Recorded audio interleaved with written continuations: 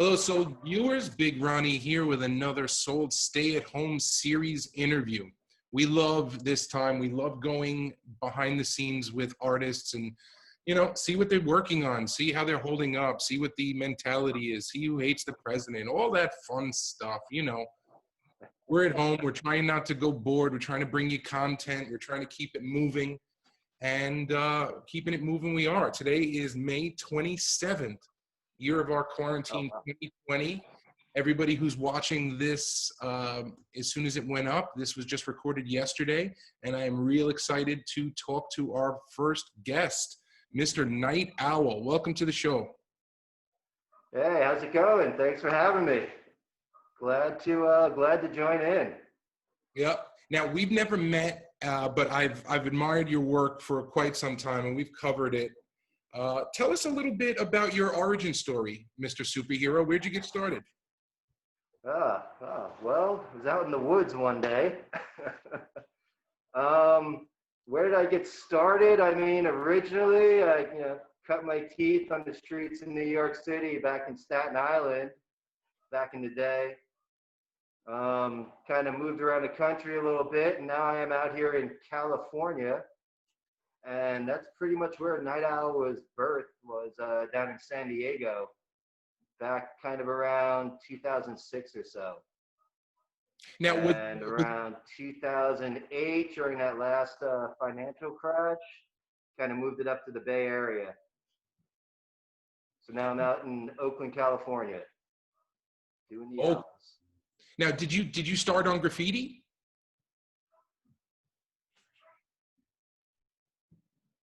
Yes, like most people, yeah.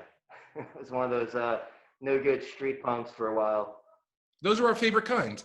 What was your favorite? What was your first tag? What was the first thing you wrote? The first thing I wrote was WAD, W-A-D. It's kind of we started, it was about third grade or so we didn't really understand it. Just the older kids are like, you got to choose a name. Didn't really know why, so we just chose a name and kind of ran with it. Now, and I wrote, that was probably the first thing I wrote. Then I changed over to Ski, just S-K-I. Go ahead. Now, originally, it's all about the letters. When did you? For graph writers, when they start out, it's about the letters, it's about the tags, it's about the style. When did you move to characters? It was probably, roughly 2006, 2007-ish. I took like most people, I took a break and kind of retired when I hit adulthood. And then just kind of, I started painting again in 2006, but I didn't want to go running around tagging. So I kind of developed stickers, stencils, and started working on characters slowly but surely. One of the stickers that we had, wasn't it an RW? Did you do an RWK collab? Oh yeah, we did quite a few of those. Yeah, Chris says hi, by the way. I was talking to him a little bit earlier. Very cool. Chris is one of our favorites. Hope he's safe and healthy and happy out and showing. Oh, yeah. Same here. Now, you said you bounced around a lot. What did you, moving around this country for Americans is usually just a chore. But it sounds like you moved a little bit and took the art with you. What would you say were some of the differences in some of the places that you've lived, art-wise, scene-wise? Well, there's nothing like New York City, and there never will be. So, if you start in New York City and you go somewhere else, you're naturally just going to be disappointed because nothing will ever live up to what New York City can offer. Hands down around the world, I'm sorry, we are a little slightly arrogant about New York, but it's the truth. I was in DC for a bit, and DC was pretty wild. There's a really good graph scene there. Big shouts to Cool Disco Dan and all the originators down there. Cuba, Shore Boogie was out there back in the day. went to San Diego, and San Diego is a very conservative, whitewashed town, despite what you may have heard. Not a lot of graft there, but that's back when Shep was killing it, Giant. They were about turn of the century, like 2000-ish. They really ran that place. San Diego, aside from those guys, San Diego is dead unless you went out to like East County where all the gangs were, and then like that was just nuts. The whole TVC crew, like Persuade and all those dudes, they were killing it. But I mean, overall, there wasn't really much going on in like San Diego proper. But when I moved to Oakland in 2008, it was just kind of like being born again. Like, it was the first time I'd ever been anywhere that could actually kind of compare to New York City with just like, it was just giant like free for all. No one gave two shits. Everything got crushed. There was zero respect. And at the same time, like, all genres of street work could go down. It wasn't like just graft. Everything was kind of welcome. And that was pretty cool. So that city already had an established like wheat paste scene and sticker scene and things like that by the time you'd gotten there? Oh, yeah. Yes. So it's kind of one of those things, like, just when I landed here, it was natural within about a month. I mean, I was just so inspired and just kind of went full-fledged on, like, getting back into the art. Now, how are you handling the lockdown? What is it like for you?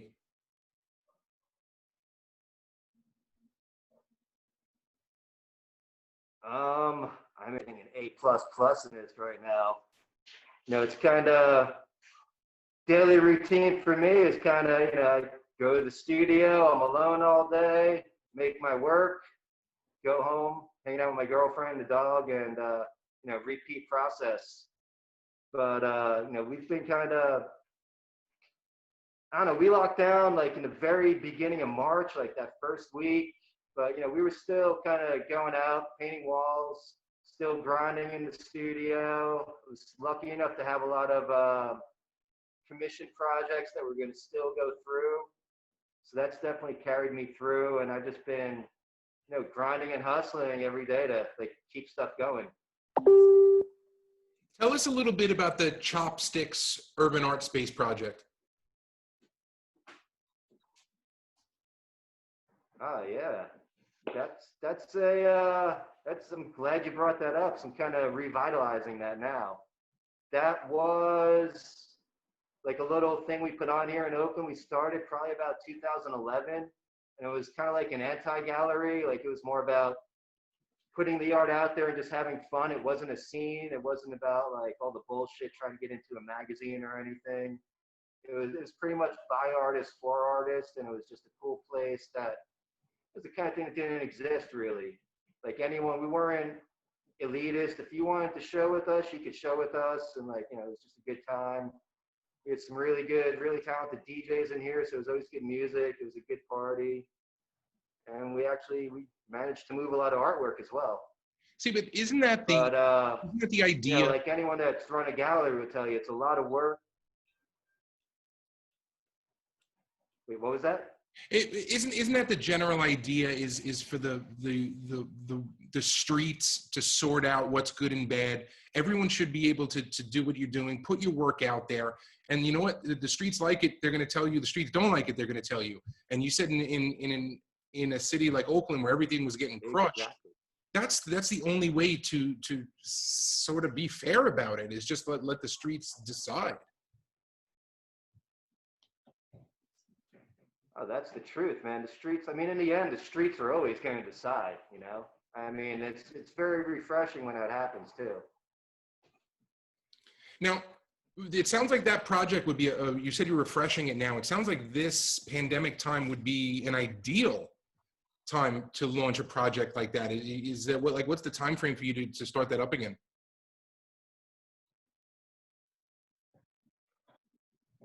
All right. Well, the first show we're gonna do is pretty much slated for mid-July. I mean, I'm trying not to stress any of the artists out. Like, everyone, we've invited 25 artists to collaborate. Already got half of the canvases back, so I'm just kind of want to give everyone time to, get it done in a stress-free manner. but yeah, we're gonna launch middle of July with the next show is With Friends Like These, where I've invited 25 artists to all collaborate with me. With friends And I like know these, we're it's just probably gonna gonna be keep it 25 going month collabs. after month with that. 25 collabs in the show.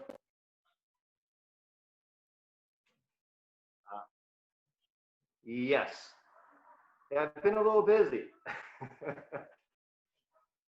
That's great. So you want to drop some names, give some shout outs?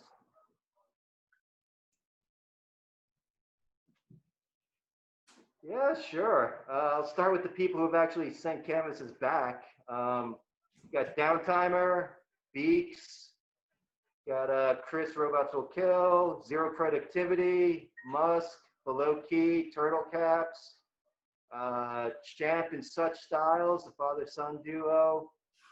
Got Die Slow, Ham City, Force 129. It's Christo Cabby. You got a pretty decent mix of like East Coast, West Coast artists, just a bunch of old friends.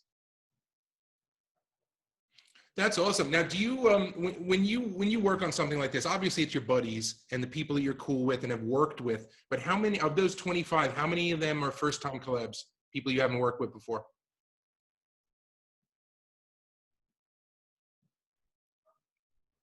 I'd say probably like 8 to 10. Now, how is this time? Probably like a good 30% or so. Yeah, no, it's a big number. It's bigger than I would have thought you'd say. Now, how is this time for collaborating right now? Obviously, you still have a little bit of a vandal to you. You're still going out. You're still going to the studio and things like that. But are you meeting up with people, or is it mostly?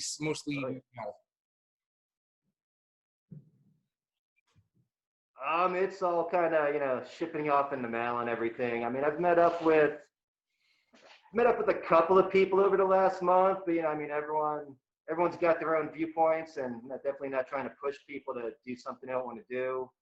And even like with this whole show, like I had a lot of people actually turn down the invite to be a part of it, just because I mean, either they're busy or they're a little stressed, and again, didn't want this to be anything like stress-inducing for anyone.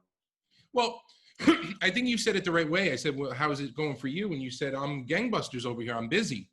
Not everyone is upwardly mobile like that and can take the opportunities that, they see before them in a time like this. I think you are the type of guy that would, be this busy, even if the world were twice as fucked as it is right now.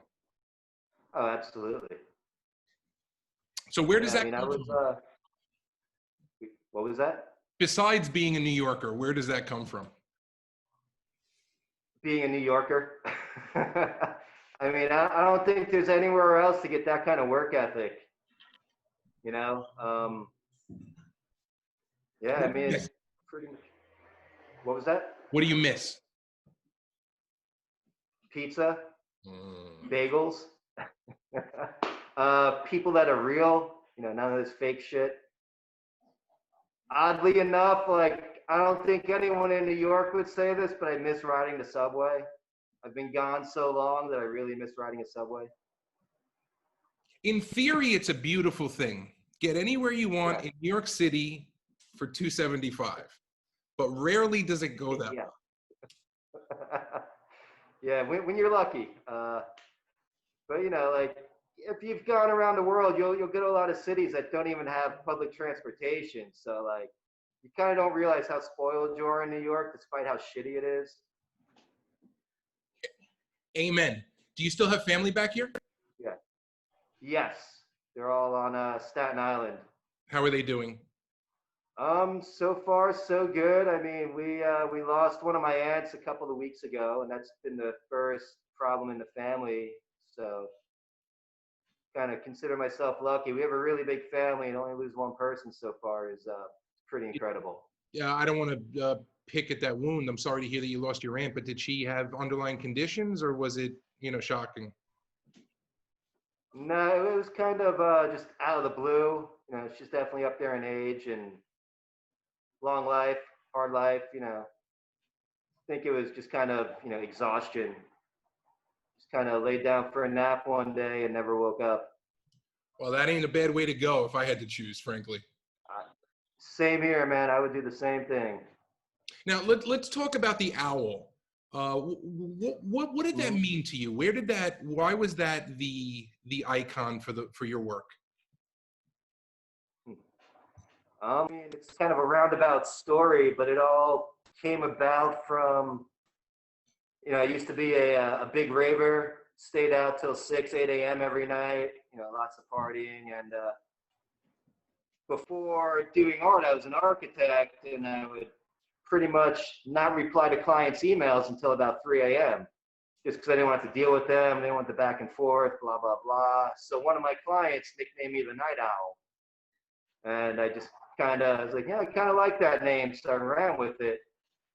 And I used that name for a bit, and it took a few years. I finally started actually drawing and painting owls. So the name came first. I love it, and it wasn't even a moniker. It was something that someone gave to you. Exactly, just completely random. Do you still keep those crazy hours? Chilled out a little bit. I try to go to bed by like 2 or 3 now. I dropped a lot of the party life out, so now it's just kind of grinding till 2 or 3. Now you mentioned that you had some. Still. Go ahead. No, I was gonna say I just feel more productive at night, so I just kind of work within my my positive zones. You mentioned earlier that you had some DJs in the spaces while you were working. What type of music do you listen to? You said you were a raver. I bet you don't listen to EDM while you're working. Pretty much only EDM, Ooh, but it's the drum and bass genre. I love it. Now, very high tempo. Now, isn't how does that correlate to your work in that it's a very high energy music, and that's the scene and the feel and the vibe that you used to vibe to. But isn't art just slowing that down a little bit? Isn't there a little better of a non-favorite music that you might be able to be productive to? I mean, probably yes and no. I mean, when I've got like the drum and bass on, I just I drift off into this subconscious zone where like, it's kind of the happy place, everything's good.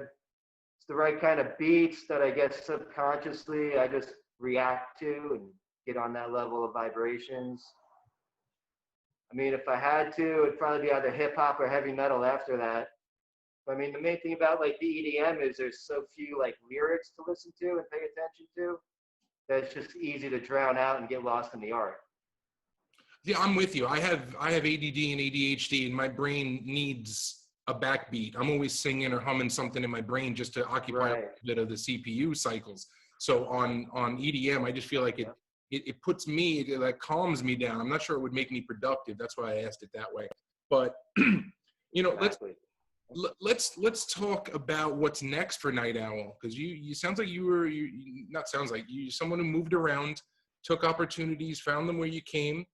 What do the next 5 years look like, assuming the world doesn't implode further?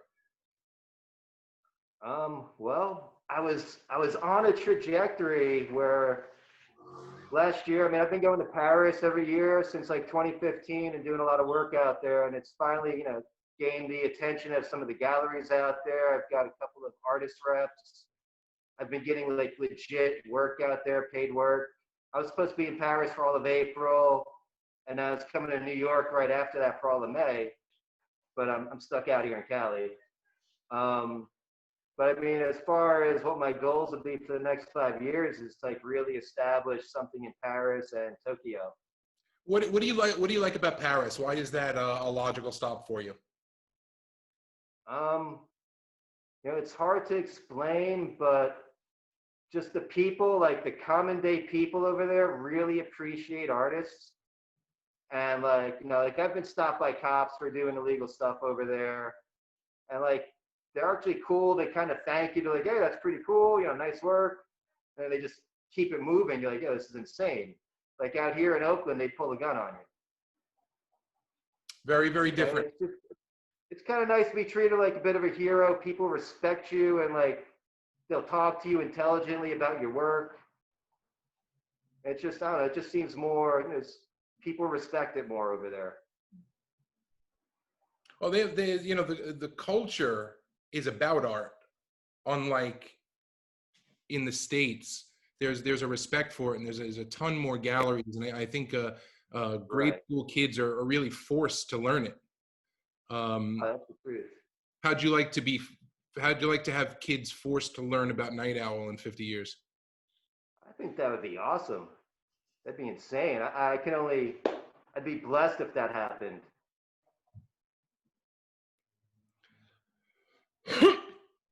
Sorry about that.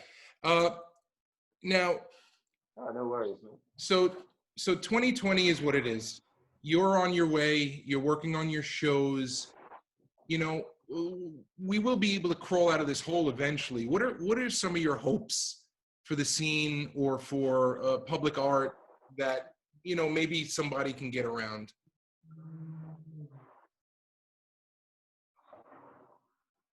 Well, I'll tell you one thing that like has really hit me like during this experience is that like just looking around locally, people like business owners and just people have really responded to the artists who are out there, like, covering up the boarded establishments and like just putting art out there. Like, there's been a lot of thank yous being offered and like, you really made my day. Like, we appreciate you. And I mean, I don't know, it hasn't been like that before. So it's kind of nice to be, acknowledged and appreciated, to actually hear someone say thank you every now and then. It's like a lot of the walls we paint, we do it out of our own pocket. Like, no one's paying Is it for easy them. getting But 228s out, also, like, Brooklyn? I'm sorry, what was that? How are you finding getting your supplies? Is it easy getting stickers and 228s and stuff like that out there? Oh, geez. I mean, well, when this all started in the beginning of March, like I kind of just emptied the bank account and stocked up on stuff. Still definitely like, trying to get eggshells a month ago was a pain in the ass. Couldn't get eggshells. Like pretty much anyone that sold stickers is out. We ordered, had like a fabric order. We placed the first week of March. It just arrived today. Yeah, I mean, First it's week of kind of March, so almost 3 months. 3 months. Yeah. Wow. So like I've been lucky. My studio was kind of overstocked with stuff. Like I whitewashed a bunch of old canvases. I've like, taken old t-shirt runs and chopped them up. Kind of been making do with what I have. And like I said, I stocked up in the very beginning of this. But yeah, Now, I mean, trying to find supplies right now is a real pain in the ass. how about food? How is it by you? It's honestly, it's been pretty good. Like I haven't, with the exception of like one or two things, I've had zero issues. Like I've also got a garden, so like, we've been eating fresh greens from the garden every day. A little supplement, but we've had no issues getting food by us. That's great.